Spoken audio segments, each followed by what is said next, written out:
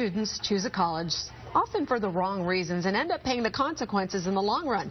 This can lead to students paying extra money, spending an extra year, which is not what parents want, and sometimes not being happy and having to transfer schools. So joining us this morning is Leotis Scott from MacCormac College to talk about some red flags students and parents should watch out for. Thanks for coming in this morning. Nice to see you. Thank you. Good morning. Okay, this is very timely because right about now is when a lot of students are finding out if they have gotten in, and some students are still trying to figure that out in the spring.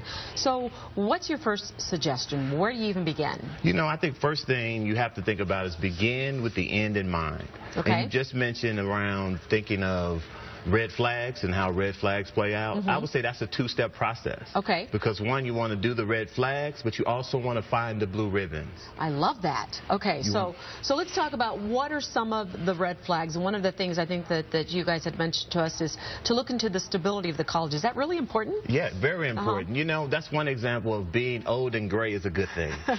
In the sense of, right, so longevity, institution and longevity. And one thing I tell my students all the time in MacCormac is to really think of how you want to see that institution generation after generation, and so you'll be able to go to school in that way. Okay, and so one of the other things that you have told us about is, does the school have a solid accreditation? How do you go about finding that? How do you differentiate from a solid accreditation to maybe just something else you're not sure about? Well, one thing about accreditation is that it goes back to the Higher Education Act of '65, which really just gave more authority for the accrediting bodies to identify the quality of education at the school.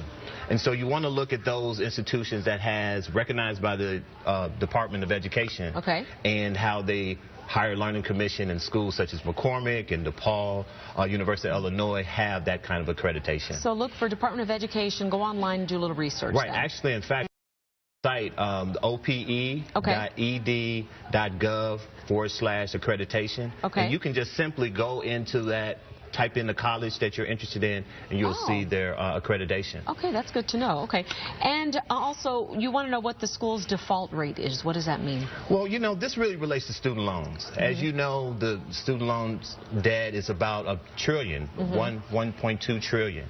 And so the student default rate is really a way of trying to gauge your choices of not going too much into debt. So you have to think about those institutions that are mindful of tuition and making sure that you're able to pay off your debt when it comes time to pay. So how do you find out about that? I mean, well, you've definitely won the Department of Education gives great resources about how to do that. Because the average student will have about over $30,000 worth of debt. So you really want to find those institutions that makes the most bang for their money and actually be able to pay that off debt by having a career and going in that direction. And so many schools offer some type of grant or scholarships to kids, and that should be a focus for parents too, because that really makes a difference, doesn't it? Scholarships are important. I think of even MacCormac and how some of their programs, and they talk about $4,000 right off the bat for scholarship to help you with that, and going with student loans, that's an important thing to consider. And there's so many other resources that's unique